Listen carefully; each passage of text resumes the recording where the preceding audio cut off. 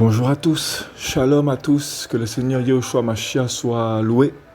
Toute la gloire lui revient vraiment. Alors voilà, j'aimerais aujourd'hui donc partager exposer l'Assemblée Réveil des Nations ainsi que le fondateur. Parce que c'est une entreprise familiale, ce n'est pas une assemblée. Voilà. Je vais expliquer les faits. J'ai connu cette assemblée en 2016.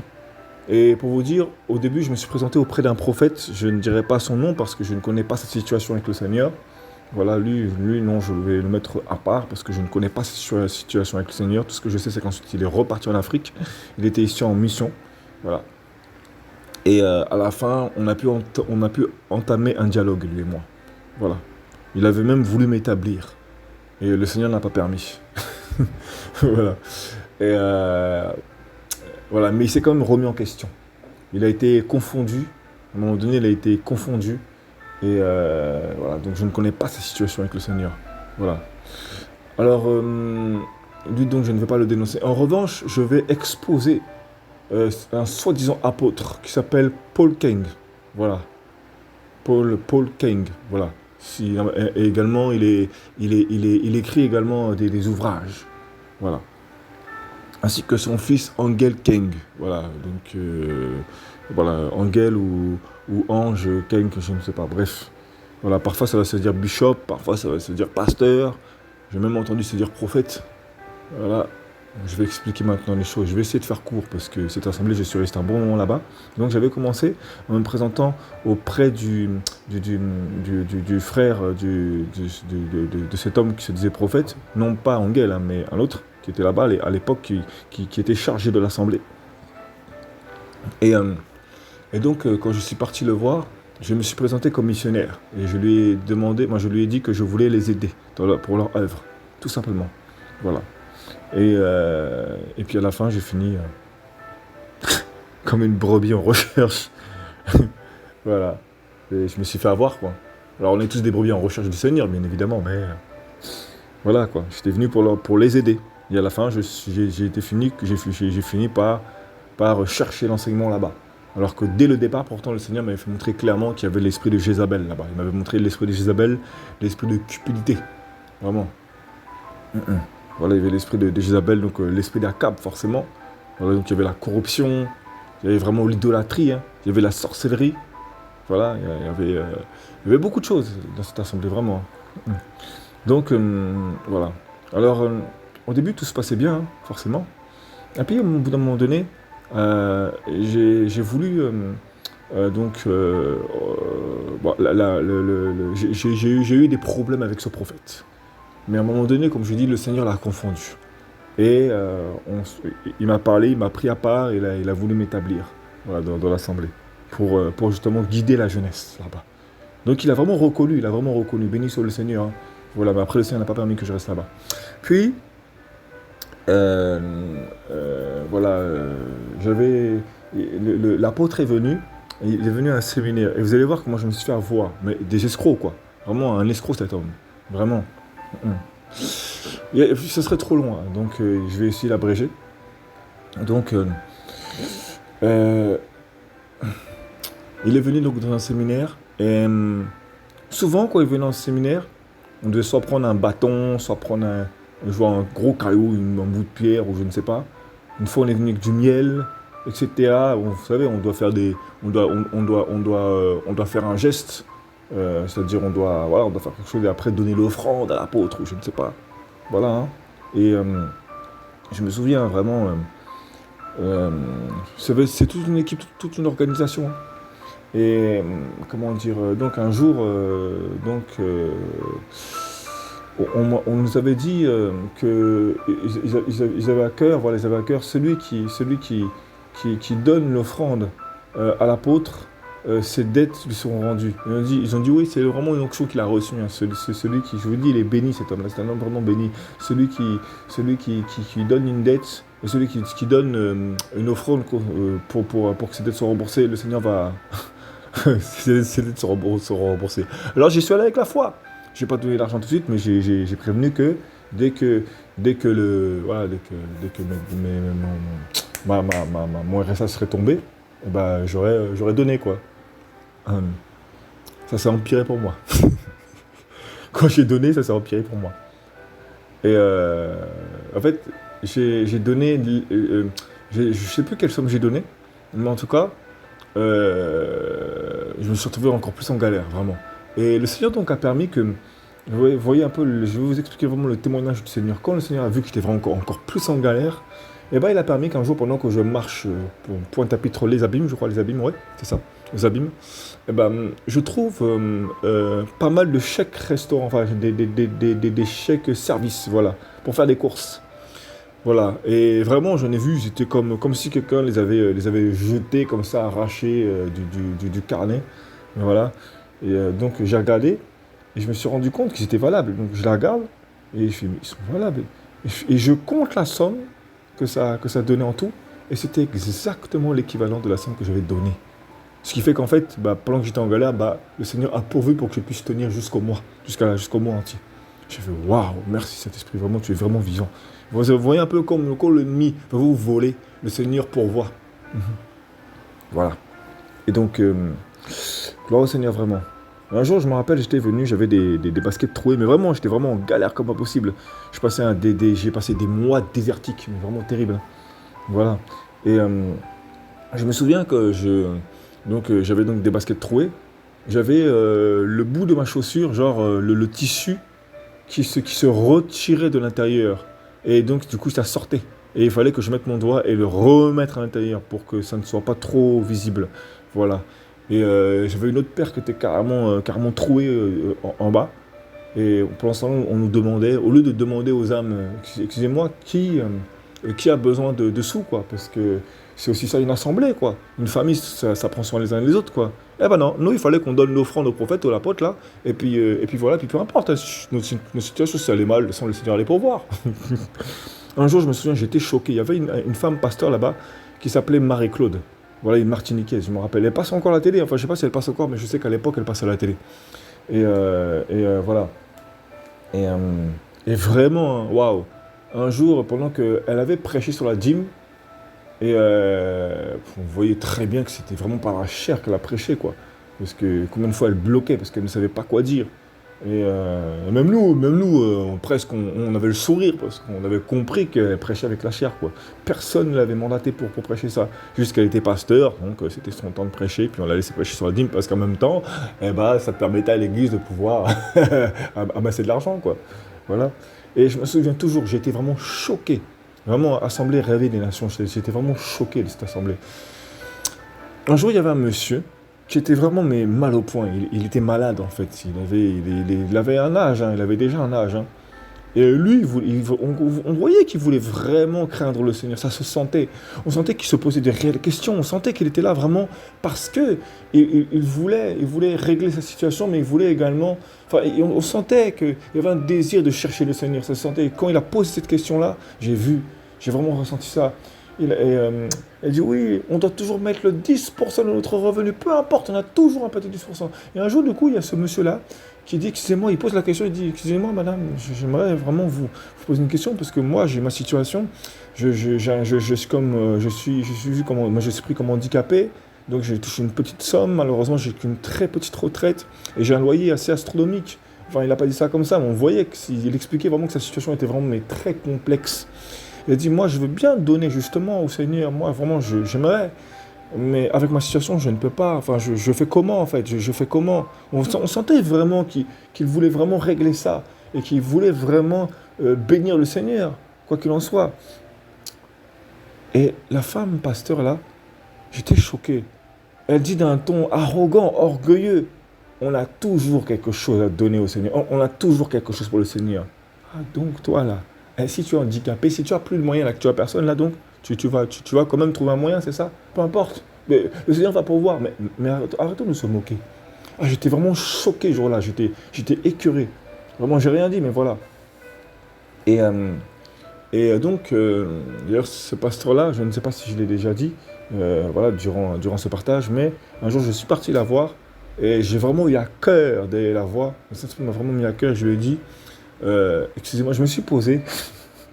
En fait, j'étais quelqu'un, on voyait que je n'allais pas vers les pasteurs ou quoi pour leur poser des questions, parce que j'avais mon intimité avec le Seigneur. Voilà, même si je m'égarais, parce que en fait, je voulais aider l'assemblée. Sauf que je me rendais même pas compte qu'on était en train de me tondre, en fait. Voilà. Et, on est tellement naïfs, on veut tellement aider. Voilà. Et puis en même temps, bon, je me rassemblais, je louais le Seigneur, donc j'étais régénéré, ça me faisait du bien, ça me permettait d'aller évangéliser, donc ça me faisait vraiment beaucoup de bien, en fait, quoi qu'il en soit. Je regardais surtout à ça, en fait. Voilà. Et, donc, qu'est-ce qui s'est passé? Je suis parti donc voir la femme pasteur, et vu qu'elle voyait qu'en général, j'allais jamais la voir, parce que je voyais qu'elle avait un problème, je voyais qu'il y avait un problème, quoi, là, concernant. Donc je vais la voir, je lui dis, excusez-moi, j'aimerais vous parler, c'est possible, s'il vous plaît? Vite fait. Et elle m'a dit, oui, bien sûr, avec un sourire, j'aurais été contente. Ah, je vais pouvoir, je vais pouvoir. Enfin, en tout cas, elle était contente. On dirait qu'elle s'attendait à quelque chose, genre qu'elle pouvait m'aider ou je ne sais pas. Et le Seigneur enfin, le Seigneur m'a montré son caractère, quoi. Et je lui ai dit, excusez-moi, j'aimerais vous dire vraiment que vous avez quelque chose à régler avec le Seigneur. Je vous promets, son comportement, sa réaction. Quoi? Qui êtes-vous pour me dire ça ou je ne sais pas quoi? Je ne sais plus comment elle m'a dit ça, mais ouh là là là là. Ah non, franchement, elle était en colère quand je lui ai dit ça. J'ai même plus parlé avec vous. Voilà comment elle a réagi. Bref, j'ai fait ok, d'accord, pas grave. Un autre moment, donc, hein, vraiment, comment dire, l'apôtre était venu et il avait voulu rétablir certaines choses dans l'assemblée parce que, excusez-moi, mais ça virait vraiment c'était le désordre, quoi. Il était revenu me remettre l'ordre. À la base, c'était un apôtre, quoi. Enfin, je dis bien à la base, hein, parce que, voilà. Et il y aurait tellement de choses que j'aurais à dire, vraiment. Et ensuite, pendant qu'il appelle les intercesseurs, il appelle les chantres, etc. Et donc, moi, je me mets entre les deux camps. Voilà. Et donc, je vais dans le groupe de chantres. Donc, je commence à aller et on sentait clairement que j'étais vraiment appelé à ça. Voilà, on me l'avait déjà dit. Gloire au Seigneur, béni soit son nom. Voilà, voilà. On est tous adorateurs. Voilà, alléluia. Et donc, donc les voir. Enfin, je vais donc dans le groupe de louanges. Voilà, et je me sentais vraiment bien. Le problème, c'est que et j'étais pas aimé par tout le monde, en fait. Donc, je vais dans le groupe de louanges et j'aimais beaucoup pour le micro, pas pour me mettre en avant, mais parce que, en fait, j'étais avec la responsable de chantre et je m'entendais très bien avec la responsable de chantre, justement. On travaillait enfin en association. On s'entendait très bien parce qu'on arrivait, parce qu'on était là pour bénir le Seigneur, on était là vraiment pour bénir l'assemblée. Donc, on s'entraînait pour la louange et tout. Et franchement, c'était vraiment magnifique. Franchement, j'ai beaucoup apprécié. Franchement, et puis la chante était très... Je sais pas, il y avait une connexion. C'était agréable, vraiment, quoi. On s'entendait très bien. Et puis, parfois, pendant que j'allais chanter, on commençait à se mettre là, au niveau du groupe de chantres. Et puis des personnes venaient elles se mettaient exprès devant moi pour prendre le micro. Alors qu'il n'y avait pas l'onction sur elle. Elle chantait vraiment faux, quoi, parfois. Et on sentait que parfois j'en voyais. Et je me disais, mais c'est pas possible, mais elles sont conscientes au moins qu'il y a un problème dans leur vie, quoi. Le Saint-Esprit me montrait ces choses, mais je disais rien, et puis je restais là, et puis j'étais dégoûté parce que c'est pas que je voulais le micro pour avoir le micro, mais parce que j'aimais accompagner la chantre, c'est celle qui était là, quoi, la responsable du groupe de chorale. Voilà. Et puis à un moment donné, j'étais vraiment choqué, j'avais vraiment plus d'argent, encore une fois de plus, je crois. Ou alors c'était la même période, je ne sais plus, ça date. Et donc, j'avais plus de vêtements en fait. J'avais plus de vêtements. Enfin plus de vêtements, je veux dire, fallait se mettre en jean, fallait avoir une chemise adéquate, un vêtement, en fait, il fallait qu'on soit habillés tous à peu près d'une couleur, voilà, vous connaissez les groupes de chorale en général, hein, tous habillés pareil ou de la même couleur ou quoi, et moi j'avais plus les moyens, j'avais vraiment plus les moyens, et ils nous ont dit, franchement, on peut pas vous laisser chanter comme ça, si vous n'êtes pas habillés comme les autres, on peut pas. Je suis sérieux là? Et puis ils sont certainement pas proposé de m'aider au niveau des moyens financiers. Ah non, jamais. Ils auraient pu me dire, bon mon frère, c'est quoi? On va t'acheter des vêtements. Jamais. Jamais. Jamais. Ah non, et ils connaissaient ma situation. Pour certains, ils connaissaient vraiment ma situation. Hein. Voilà. Je me souviens qu'un jour, j'étais là-bas et j'en avais marre d'être pris pour une petite brebis. Voilà, alors je dis pas qu'on est des grandes brebis, hein, mais voilà, je connaissais mon appel, je connaissais déjà mon appel, ça m'avait déjà voilà, mis à cœur. Et un jour, donc, je vais là-bas. Je me souviens toujours, je vais là-bas. Et je sais pas, enfin, je sais pas, j'ai eu à cœur de me mettre en chemisette, en jean et de prendre ma sacoche en mettant ma Bible. Vous savez, les sacoches que prennent les serviteurs, voilà, où on met notre Bible dedans, quoi, tout simplement. Donc j'ai eu à cœur de me mettre comme ça. Jean, jean, chemisette et avec la sacoche avec la Bible. J'ai eu à cœur de prendre ça. Et pendant que je vais en chemin, je sens le feu du Saint-Esprit qui commence à m'entourer, voilà, à m'entourer, quoi, voilà. Et je commence à avoir une colère en moi. Et je rentre dans l'église. Pendant la louange, je suis saisi, le Saint-Esprit me saisit. Et je vous dis, les hommes qui étaient établis là-bas, là, les diacres, protocoles, là, je vous dis, aucun discernement. Parce que le Saint-Esprit voulait que je dénonce quelque chose. Et j'étais en colère. Parce que je voyais que quelque chose n'allait pas. Je le sentais. J'étais dans une colère, une sainte colère que le Saint-Esprit avait vraiment mis en moi. Parce que j'en avais marre des supercheries. Et pendant qu'il y a la louange, à l'époque, j'étais pas encore dans le groupe de chant, à l'époque. Et le Saint-Esprit me saisit vraiment. Et vraiment, excusez-moi, mais les chaises commencent à voler. Bam, les chaises commencent à voler. Le Saint-Esprit, j'étais secoué, les chaises commencent à voler à droite, à gauche. Et les protocoles ne comprenaient pas. C'est frère, assis-toi, assis-toi. Je me disais, si jamais je m'assois là, l'onction, ça va cesser, ça va retirer l'onction. Je dis, non, non, non, non, non, non, gardez-moi debout. Je sentais que, non, non, non, non, non, non, non, non, non, non, non, fallait que ça sorte. Pardon. Ils m'ont laissé. J'ai commencé à dénoncer. Et quand j'ai commencé à parler, ils ont commencé à élever la musique, plus forte encore. Alors, à un moment donné, la musique s'est arrêtée. Et là, j'en pouvais plus. Je sais pas pourquoi, mais je me suis retrouvé au milieu entre deux rangées. Je sais pas comment j'ai fait. J'avais certainement une situation, une occasion. Et là, j'ai commencé à dire, j'ai commencé à déclarer ce qu'il y avait à déclarer. J'étais en colère. Et voilà, béni soit Elohim, vraiment, voilà. Voilà. Et voilà, ce jour-là, l'homme établi là, ne pouvait rien dire. Parce qu'une femme, apparemment, une sœur dans l'assemblée, n'arrêtait pas d'intercéder pour que quelqu'un parle. Et le Seigneur m'a utilisé, tout simplement. Alors toute la gloire lui revient, c'est pour dire à quel point, vraiment, hein, il n'y avait aucun discernement, quoi. Voilà, le Saint-Esprit me saisit, rien, aucun discernement. Voilà. Et vraiment, voilà. Donc, maintenant, je vais aller maintenant... Désolé, c'est vraiment un témoignage. Donc, ce n'est pas que de la dénonciation. Dans la dénonciation, il y a le témoignage. Voilà pourquoi ça met plus de temps. Ça met du temps. Parce qu'il faut que j'explique en même temps. Je ne dénonce pas pour rien. Ça fait des années que j'ai vécu les choses dans ces lieux. Voilà, pour certains. Voilà. D'autres, ça sera moins long. Voilà. Parce que j'ai juste un témoignage, mais c'est différent. Donc, lorsque le fils de Paul Keng, donc, c'est-à-dire Angel Keng, ou Ange Keng, bref, vient, je m'entends super bien avec lui, franchement, je m'entends super bien avec lui. En fait, c'est quelqu'un de, je vous le dis honnêtement, c'est quelqu'un de très ouvert. On peut vraiment entamer facilement le dialogue. Il ne va pas rejeter les gens comme ça, je vous le dis. Non, je ne peux pas raconter des sottises, souiller sa réputation de cette manière. Il faut que je dise les choses véritables. Il n'est pas quelqu'un qui est arrogant en soi. C'est quelqu'un qui va écouter. Il est ouvert, hein, attention, parce qu'il travaille en même temps dans la communication, le commercial. Donc voilà, c'est un homme d'affaires. Voilà.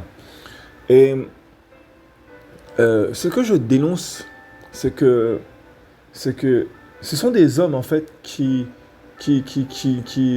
par l'intermédiaire de l'argent, lorsqu'ils ils demandent la dîme, c'est limite même s'ils ne mendient pas la dîme, s'ils ne vont pas jusqu'à mendier la dîme pour dire qu'ils ont une émission sur Canal 10. Voilà, parce qu'il faut qu'ils puissent continuer à garder cette chaîne sur Canal 10 pour propager la parole. Voilà. Donc voilà, le fils donc est venu et le Seigneur m'a fait grâce d'aller lui parler. Franchement, je m'entendais super bien avec lui, tout ça. Et à un moment donné, le Saint-Esprit me l'a montré. Il me l'a montré comme un Jean-Baptiste. Je ne dis pas que c'était son appel. Il y a beaucoup de gens. Le Seigneur m'avait montré que c'était des Jean-Baptiste. Mais ce n'est pas parce que tu es un Jean-Baptiste que tu as appelé au ministère prophétique. Tu peux avoir juste reçu l'onction pour l'évangélisation et parler fort, tout simplement. Il y en a beaucoup. Voilà.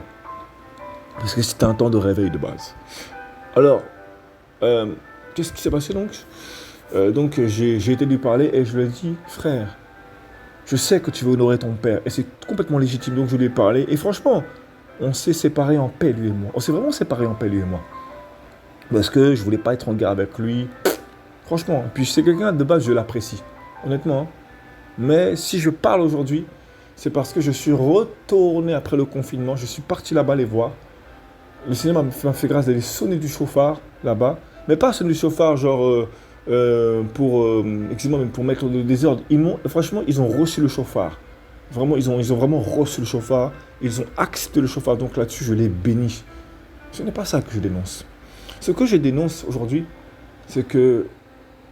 Alors, je ne vais pas dénoncer également la chantre, parce que, bon, je ne connais pas sa situation actuelle, mais si j'insiste vraiment sur comment dire ça, Angel King, c'est parce que j'ai été lui parler vraiment, et je lui ai parlé en face à face. Et j'avais reçu, va parler à Pharaon. Et je lui ai dit face à face qu'il était un Pharaon. Je lui ai dit qu'il n'est pas prophète et qu'il se déclarait prophète, qu'il s'autoproclamait prophète. Je lui ai dit, voilà, il n'a pas voulu écouter. Ensuite, quand vous rentrez dans son assemblée, excusez-moi, mais il y a plein de photos de lui partout. Il y a plein de photos de lui partout. Le pasteur, et on signe une citation, et on signe comme les gens du monde, hein, comme les philosophes, les grands philosophes du monde. Hein, voilà. Donc, voilà, quoi. Donc, voilà. Donc, je suis parti le voir. Des âmes qui viennent et qui comment dire ça, qui se dit je prophétise, je veux un grand amen. Mais voilà, celui qui dira le plus amen recevra la bénédiction. C'est quel évangile ça même? Voilà. C'est se dire en tant que prophète, je prophétise. Des vrais escrocs quoi. Voilà. Donc vraiment, je vous dis, il s'est passé des choses dans cette assemblée, vraiment, hein, vraiment. Et il est vraiment pris comme une idole, je vous le dis, il est vraiment pris comme une idole. Voilà. Donc je suis parti lui parler, en face à face, en tête à tête. J'ai averti son père, hein. J'ai averti son père, voilà, devant le Seigneur est témoin, voilà. Via WhatsApp, je crois, j'ai averti son père, ils ne m'ont pas écouté. Voilà. Et voilà, béni soit Elohim, béni soit le Seigneur. J'avais commencé à les dénoncer dans la rue, je vous le dis, j'avais commencé à les dénoncer dans la rue quand j'avais le micro. Voilà, et même, voilà, avec ma voix, hein, voilà, béni soit le Seigneur, gloire à son nom. Voilà, donc voilà pourquoi je dénonce cette assemblée Réveil des Nations. C'est une assemblée vraiment où il y a vraiment l'esprit vraiment de cupidité, l'hypocrisie, il y a vraiment un esprit, c'est vraiment de la sorcellerie, là-bas. Je vous le dis, ce sont des bergers, des faux bergers, voilà, excusez-moi, mais il faut le dire, hein, voilà, jamais on va se poser la question si vous avez besoin d'argent. Voilà, quoi. Je tenais vraiment à les dénoncer. Ce sont des pharaons, voilà comment le Seigneur les voit, des pharaons, des chefs d'entreprise, voilà. Et si tu n'es pas établi, on ne va jamais te laisser parler. Jamais. On peut te laisser partager un chant, hein. Ça on peut. Mais jamais on va t'établir. Voilà, il faut passer une formation, je ne sais pas quoi, voilà. Un jour donc, pendant que j'étais dans le groupe de la chorale, à l'époque, bien évidemment il y a longtemps, comment dire ça, il m'avait... voilà, le Seigneur m'avait permis donc d'écouter une audio concernant une femme qui prophétisait sur les temps à venir. C'était pas une prophétesse, hein, c'était une simple sœur, voilà. Mais j'avais été vraiment choqué de son témoignage. Voilà, et elle avait parlé des assemblées de prospérité. Et je peux vous promettre que quand j'ai écouté cet audio, j'ai tout de suite identifié l'Assemblée Réveil des Nations avec ce type d'assemblée de prospérité, tout de suite. Donc vraiment, je vous dis, hein, fuyez si vous êtes là-bas, ça, vous fuyez. C'est une assemblée de prospérité, c'est une assemblée vraiment où il y a vraiment l'esprit de Jézabel et l'esprit d'Akab, c'est la corruption. Les âmes n'ouvrent pas leur bouche. Et si vous êtes une sentinelle, fuyez de là-bas. Je vous dis, c'est un conseil. On va vous tondre. Mhm. Donc voilà. De vrais escrocs. De vrais escrocs, je vous dis, de vrais escrocs. Voilà. Ça va vendre des livres, ça va faire les stars. Est-ce que je peux prendre une photo avec vous? Est-ce que je peux prendre un selfie avec vous? Est-ce que vous pouvez dédicacer mon livre? Je veux dire, votre livre que j'ai acheté. Mhm. Je vous dis, j'ai tellement entendu de choses là-bas. J'ai tellement entendu de choses. Ah ouais. Je ne pourrais même pas tout dire. Tellement il y en a eu, quoi. Voilà, donc c'est vraiment ce que je tenais voilà, à dénoncer, quoi. Voilà, voilà. Mhm. Alléluia. Mhm. Mhm. Gloire à Yahushua Mashiach. Voilà. Ce sont des hommes, malheureusement, elles vont aller, elles font les séminaires souvent. Ça va, excusez-moi, mais voilà, j'étais là-bas et je voyais des appareils photo, tac, tac. Pendant que le gars prêche, ça se fait photographier. Mais une vraie star, quoi, une vraie star en plein culte, quoi. Et puis voilà, il y a vraiment l'orgueil, quoi, l'orgueil, vraiment, hein. Voilà. Mhm. J'avais vu sur le site Réveil des Nations, donc j'avais été me renseigner sur cet apôtre, hein, son père donc. Hein. Je vous dis, son fils, je ne dirais pas il craint le Seigneur, mais il a vraiment été appelé au Seigneur. Il a vraiment été appelé, ça je l'ai clairement ressenti. Et c'est vraiment dommage pour lui. Vraiment, j'espère qu'il va vraiment revenir au Seigneur, vraiment. Waouh. Et lorsque j'ai été voir sur le site et que j'avais été voir un peu son passé, pas son passé avant Christ, hein, on n'est pas là pour condamner les âmes, hein, nous aussi on n'était pas mieux qu'eux, hein, certainement même pire, hein, vu mon passé. Vu mon passé. Comment dire ça, il avait mis qu'il avait fait des années de théologie et en démonologie, des études en démonologie. Je sais plus comment c'était dit, mais j'ai fait waouh, franchement, je sais plus comment c'était écrit, mais voilà, il avait fait des études, alors que c'est le Saint-Esprit qui révèle. Comment on fait les apôtres des temps anciens, les disciples des temps anciens, ça n'existait pas tout ça à l'époque. Faut arrêter aussi. Voilà, ils étaient enseignés par le Saint-Esprit. Je vous dis, c'est une assemblée là-bas où on va beaucoup vous encourager à prospérer. Voilà, à prospérer, à développer, à vous développer. Mais ça ne va pas être pour développer le corps de ma chair spirituellement. Ça va être pour bénir l'assemblée afin que vous puissiez faire prospérer également l'assemblée. Également. Oui, il y a toujours l'intérêt derrière. Hein. Une église de prospérité, vraiment. La cupidité, le mensonge, l'hypocrisie, l'idolâtrie. Mais vraiment, c'est vraiment une église avec vraiment l'abomination. Réveil des nations. Vraiment. En plus, ça rime. Voilà. Voilà. Donc, c'est vraiment ce que je tenais à partager. Béni soit le Seigneur. Vraiment. C'est vraiment un message d'avertissement vraiment pour avertir.